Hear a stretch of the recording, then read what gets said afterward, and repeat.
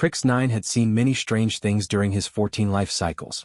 He had watched a silicon-based creature accidentally melt its own classroom desk. He had survived a zero-gravity engineering exam that nearly destroyed half the Academy station. But nothing in his life compared to this. The jungle of Verdania was trying to kill him. The air was thick and wet. It pressed against his purple scales like a heavy blanket. Every breath tasted like pollen and strange chemicals. His 4 eyes watered constantly. "This planet is a biological nightmare," Crix muttered. Beside him, Velp Prime slowly dragged her blue tentacles across the muddy ground. Her translator clicked softly. "I completely agree," she said weakly. "Who designed this training exercise? And why do they hate us?" Around them, 23 alien cadets struggled through the dense jungle. Massive trees stretched hundreds of meters into the sky. Their branches formed a thick roof that blocked most of the sunlight. Strange sounds echoed everywhere. Some sounded like singing.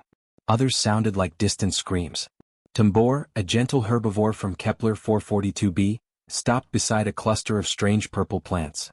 His 6 legs trembled with hunger. "I believe this one might be edible," he said hopefully. Crix stared at the plant. The leaves were glowing. "That plant is literally glowing," Crix replied. "On my world, glowing plants are never safe." Tambor slowly backed away. 3 days earlier, the Galactic Academy had dropped them into the center of Verdania's most dangerous jungle. Their mission was simple. Survive for 7 days. No advanced technology. No rescue. Only basic equipment and whatever they could find in the wilderness. For most of the cadets, this was a disaster. Many of their species came from comfortable worlds. Worlds where predators were small. Worlds where food arrived from automated factories. Verdania was very different. Everything here had teeth. Everything moved. And everything seemed interested in eating them. Crix adjusted the small survival pack on his back and sighed. "I am beginning to suspect the Academy instructors are sadists." Velp Prime nodded. "This exercise is clearly designed to eliminate the weakest students." At that moment, a cheerful voice spoke behind them. "Hey, look on the bright side." The group turned. Jake Morrison stepped out from behind a tree. The human looked completely relaxed. His brown hair was slightly messy, but his uniform was surprisingly clean. He carried a long stick over one shoulder like it was a walking tool. Most importantly, he was smiling. "Day 3, Jake said happily. He checked the waterproof watch on his wrist. "Everyone's still alive. That means we're doing great." The alien cadets stared at him. Some looked confused. Others looked slightly offended. Crix tilted his head. "How?" he asked slowly. "Are you not suffering?" Jake blinked. "What do you mean?" Nick 7, an insect-like student with large reflective eyes, stepped forward. "For 72 hours, Nick said, we have experienced hunger, fear, exhaustion, and environmental toxicity." Nix pointed at the human. "You appear to be enjoying yourself." Jake looked around the jungle. Then he shrugged. "I mean, yeah. It's basically camping." The entire group went silent. Velp Prime's tentacles curled in disbelief. "Camping?" she repeated. "Sure," Jake said. "Trees, fresh air, wildlife. Back on Earth people pay money for trips like this." Crix stared at him in horror. "You are telling me," he said slowly, "that members of your species voluntarily visit places like this?" "Oh yeah," Jake replied. "All the time." Tambor looked like he might faint. Before anyone could respond, Crix's stomach suddenly made a loud sound. It echoed through the jungle. Several small animals immediately ran away through the bushes. Crix closed his eyes in embarrassment. "Excellent," he said quietly. "Now even my internal organs are announcing our position to predators." Jake laughed. "You guys really need food." Velp Prime sighed. "We noticed." They had been following a narrow animal trail for 6 hours. The path twisted deeper into the jungle. Strange plants brushed against their legs. Bright insects flew through the humid air. Somewhere in the distance, a large creature roared. Suddenly, Zara Lynn stopped moving. The crystal-bodied alien made a soft chiming sound. Her body vibrated slightly. "I detect movement," she said. Everyone froze. "Large life form," Zara continued. "Approaching from the northeast." Instant panic spread through the group. Crix's scales instantly shifted color, blending with the tree bark behind him. Velp Prime wrapped her tentacles tightly around her body. Tambor simply stood still, hoping not to be noticed. Jake didn't move. He didn't even turn around.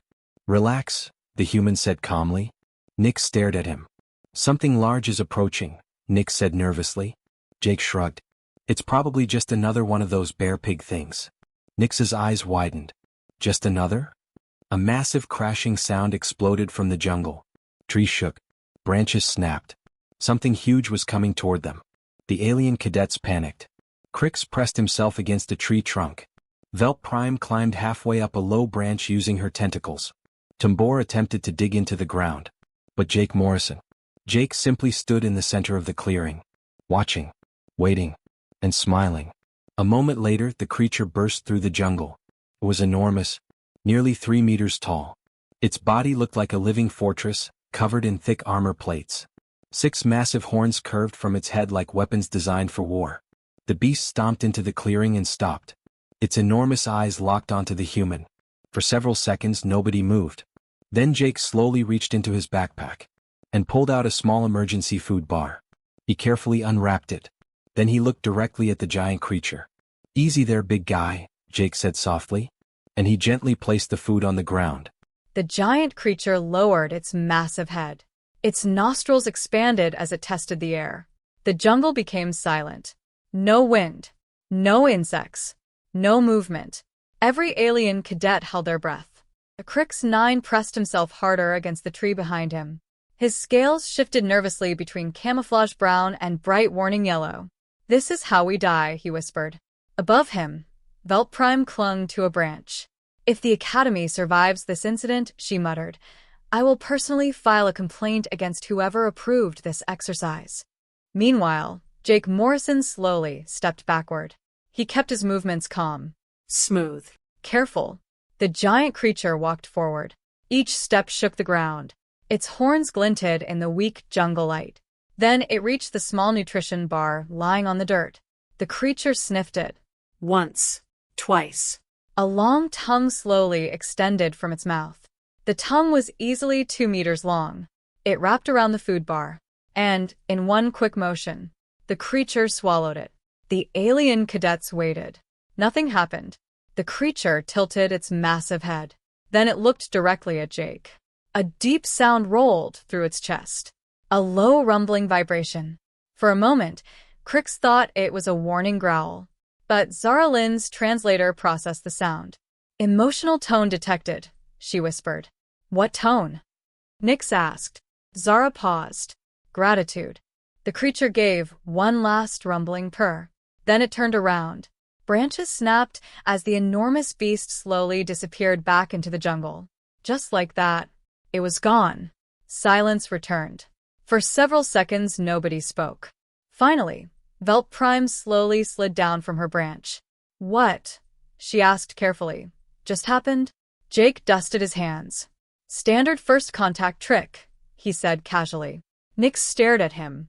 "You fed a wild armored monster." "Yep.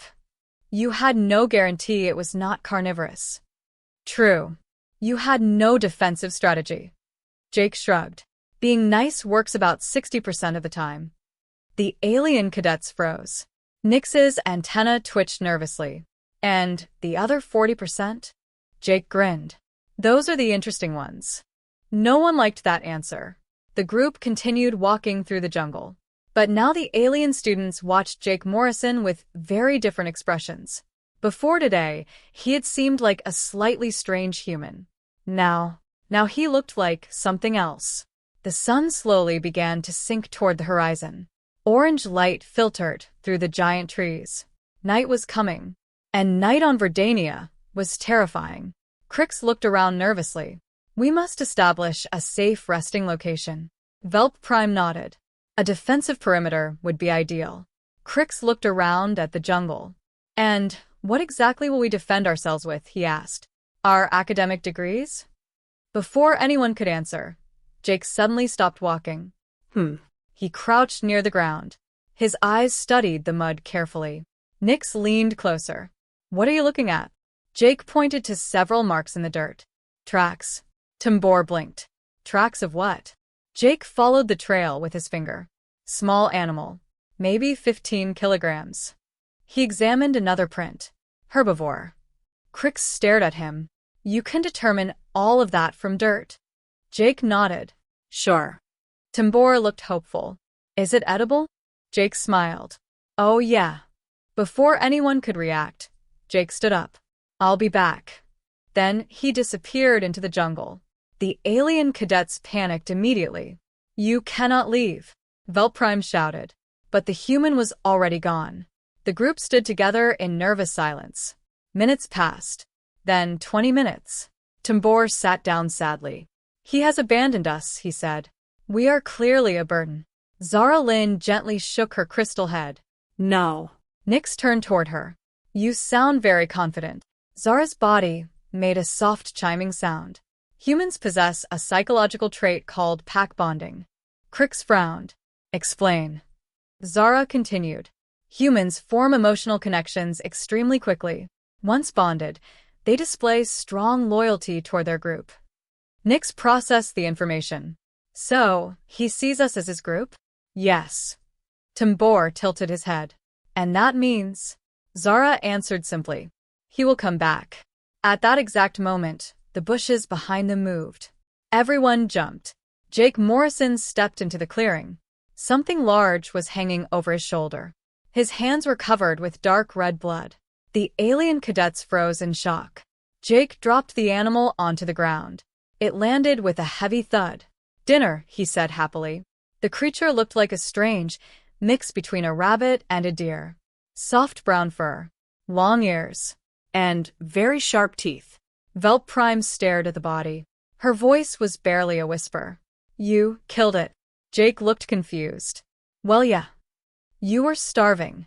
He pulled a large knife from his belt. The blade gleamed in the fading sunlight.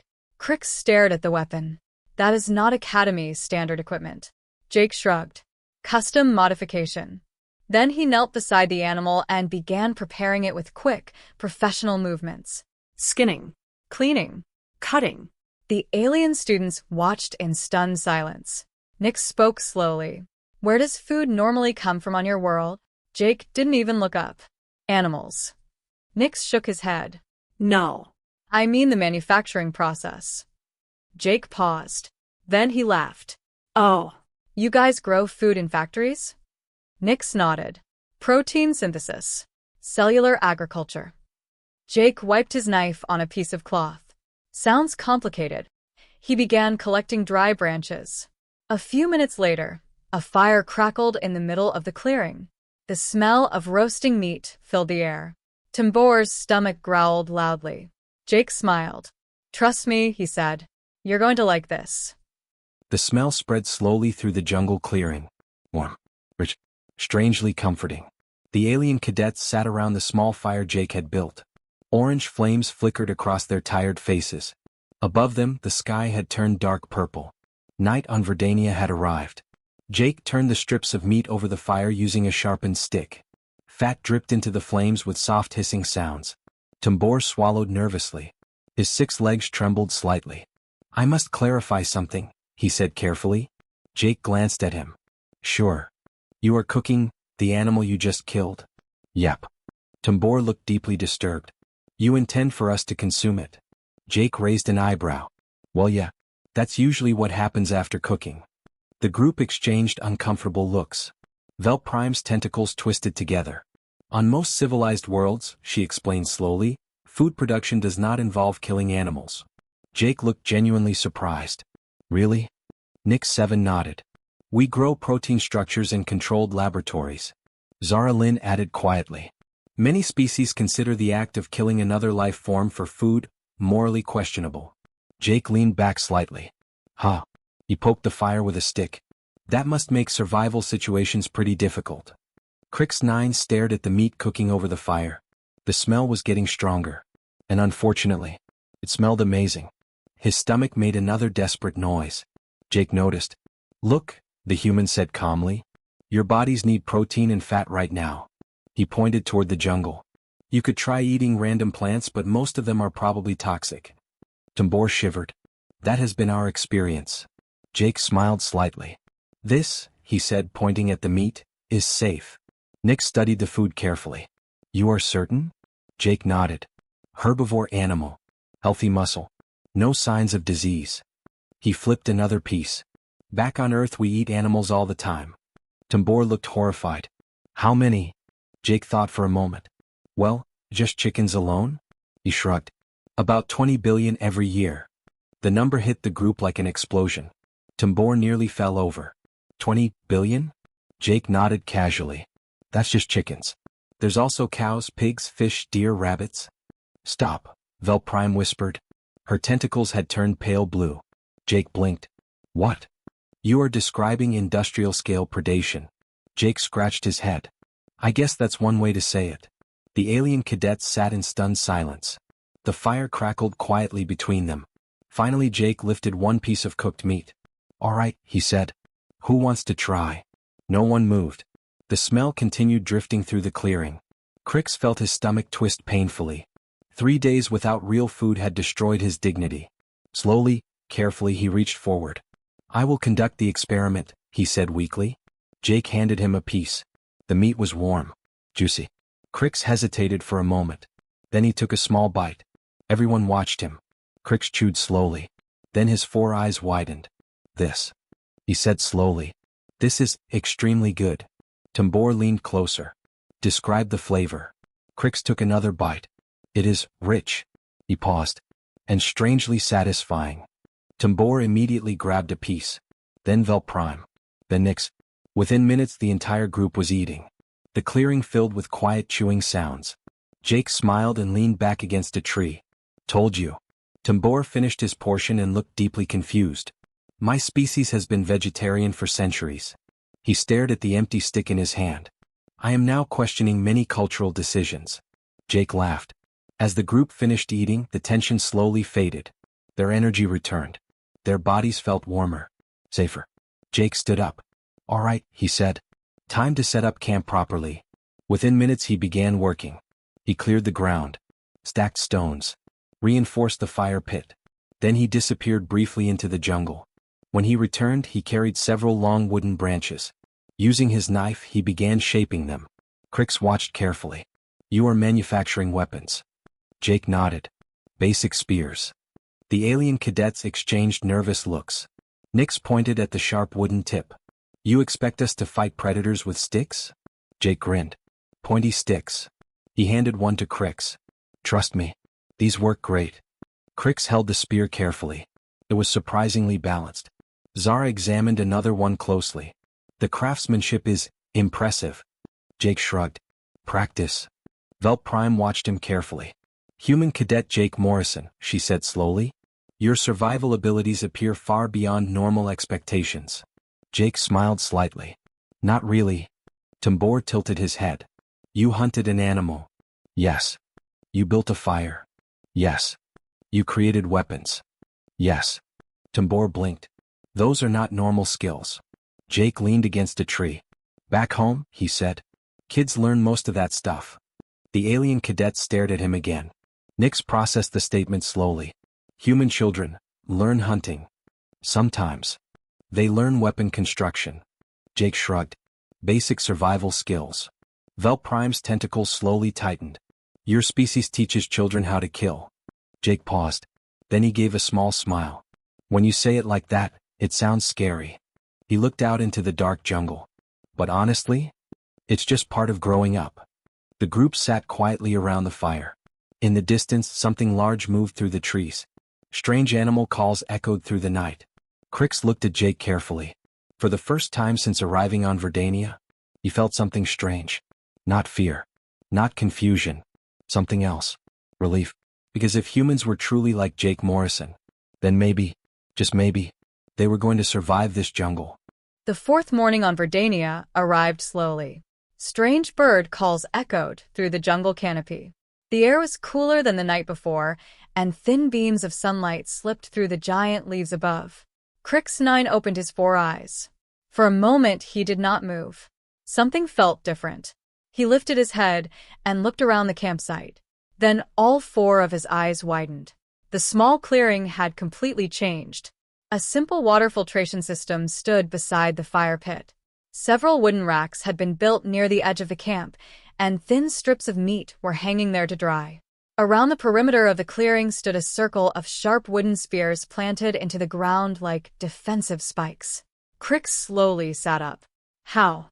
Velprime also woke up and stared at the camp in disbelief. When did all of this happen? A cheerful voice answered from the other side of the fire. Morning. Jake Morrison was sitting on a fallen log. He was calmly sharpening a spear with his knife. Beside him lay the body of another small jungle animal. Tambor blinked several times. You went hunting again? Jake nodded. Figured we'd need breakfast.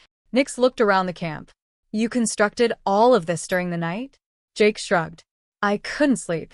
Velprime stared at the defensive perimeter. You built an entire survival system while the rest of us were unconscious. Jake looked slightly embarrassed. Just basic stuff. Crix picked up one of the spears from the ground. The tip was razor sharp. The grip had been wrapped with strips of animal hide. This is not basic, he said. Jake stood up and stretched his arms. All right, he said. Time to move. They packed their equipment and began walking again. The jungle seemed quieter than usual. Too quiet. After about an hour, Zara Lynn suddenly stopped. Her crystal body produced a faint warning tone. Multiple life forms detected. The group froze. Zara slowly turned her head toward the dense jungle canopy. They are moving parallel to our position. Nix's antenna twitched nervously. How many? Zara paused. 5. Crix felt his scales change color. They are following us? Jake nodded calmly. Yeah. Everyone turned toward him. You knew? Velprime demanded. Jake shrugged. They've been tracking us for about 20 minutes. Nix buzzed with alarm. And you did not warn us? Jake looked confused. They're predators. Predators follow things. Tambor's legs trembled. That information would have been extremely helpful earlier. Jake smiled slightly. If they wanted to attack, they already would have. Crix blinked. So, why are they following us? Jake's smile widened just a little. They're trying to decide if we're worth the risk. Those words made everyone uncomfortable. The group continued walking. The jungle heat became stronger as the sun climbed higher. Sweat dripped down Crick's scales. Suddenly, the attack came. The bushes exploded. 5 creatures burst out of the jungle. They moved with terrifying speed. Each one stood nearly 2 meters tall.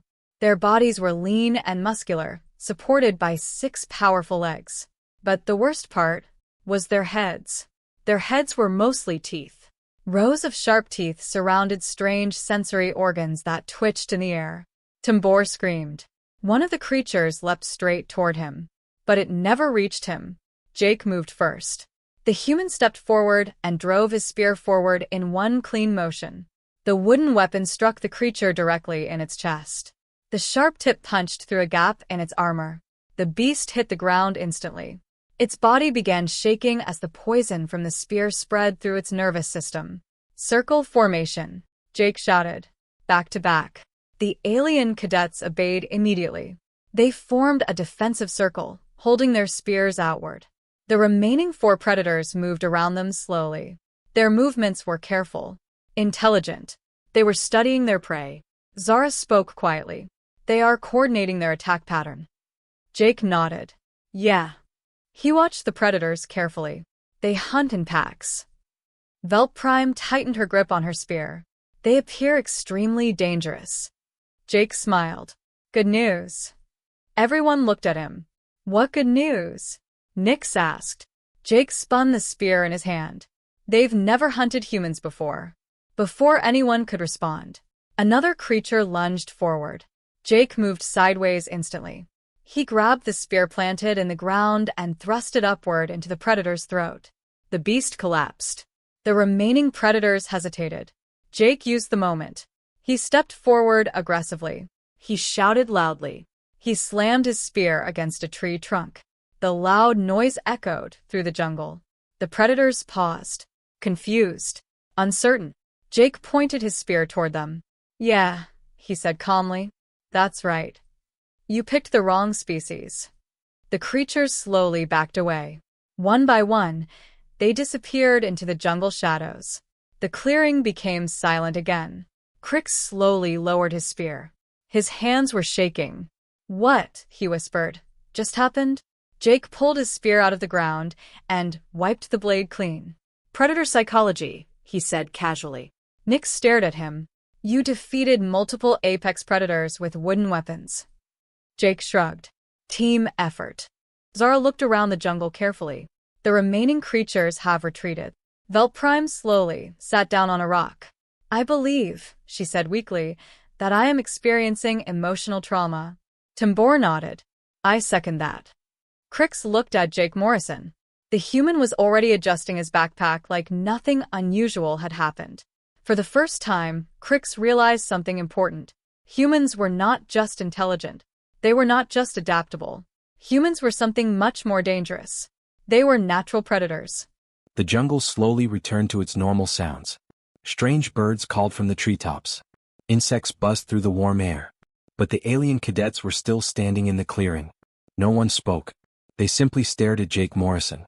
The human wiped his knife on a piece of cloth and returned it to his belt. Then he picked up his backpack. All right, he said casually. Let's keep moving. Crix 9 blinked.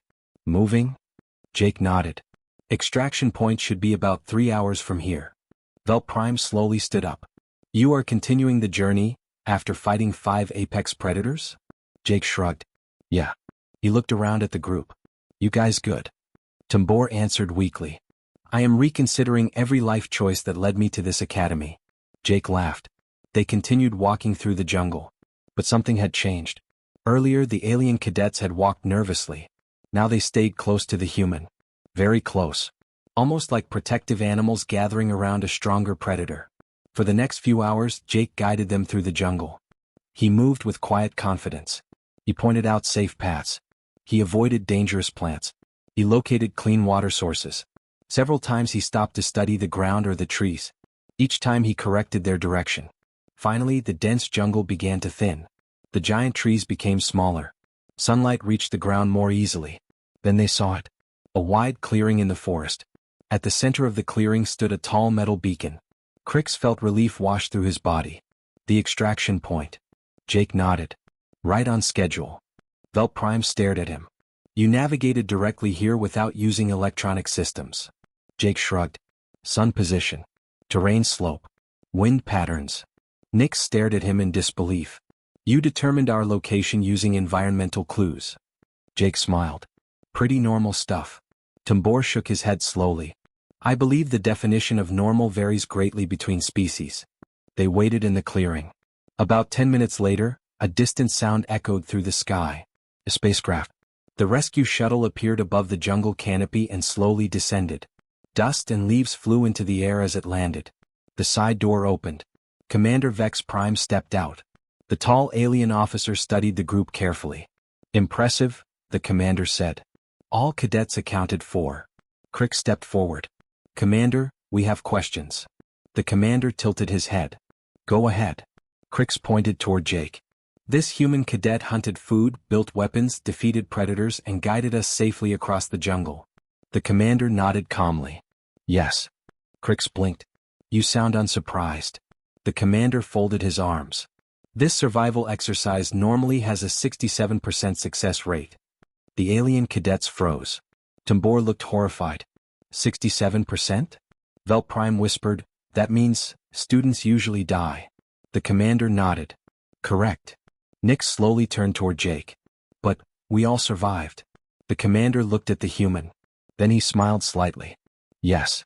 Crix hesitated before asking his final question. Commander, what is the survival rate when human cadets participate in this exercise? There was a brief pause. The commander's expression became thoughtful. Human cadets, he said slowly, do not participate in this course. The alien cadets looked confused. Why not? Zara asked. The commander answered calmly. Because this environment is considered too easy for human training. The group fell completely silent. Crix slowly turned toward Jake Morrison. The human scratched the back of his head. Yeah. Tambor stared at him in shock. This jungle is considered easy, for your species? Jake shrugged. Our training usually happens in harsher environments. Velprime's tentacles slowly curled. What kind of environments? Jake thought for a moment. Oh, you know. Arctic survival. Deep ocean training. Desert endurance courses. Low oxygen mountain climbing. Nyx whispered softly. Your species trains in environments designed to kill you. Jake smiled. Pretty much. The alien cadets looked at each other. For the first time, they fully understood something important. Humans had not conquered space simply because they were intelligent. They had done it because they were something else entirely. They were adaptable, relentless, dangerous. They were a species shaped by survival.